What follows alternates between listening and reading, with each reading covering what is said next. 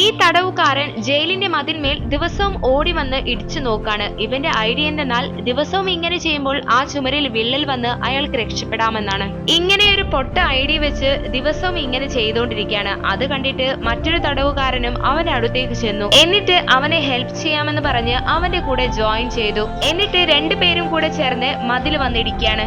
അങ്ങനെ ആ ചുമരിൽ ചെറിയ വിള്ളൽ വീണിരുന്നു. ഇങ്ങനെ ഇവർ ചെയ്യുന്നത് പ്രിസൺ ഗാർഡ് കാണാനിടയായി. അങ്ങനെ അവിടെയുള്ള മറ്റു തടവുകാരോടും കൂടെ നിങ്ങളും വേണമെങ്കിൽ അത് പോയി ഇടിച്ചോ എന്ന് പറയാണ്. എങ്ങാനും അത് പൊളിഞ്ഞാൽ നിങ്ങൾക്കും രക്ഷപ്പെടാമല്ലോ എന്നും പറഞ്ഞു. കേൾക്കേണ്ട താമസം അവരെല്ലാവരും ഓടിപ്പോയി ഇടിച്ചോണ്ടിരുന്നു. പക്ഷെ ഒന്നും തന്നെ സംഭവിച്ചില്ല.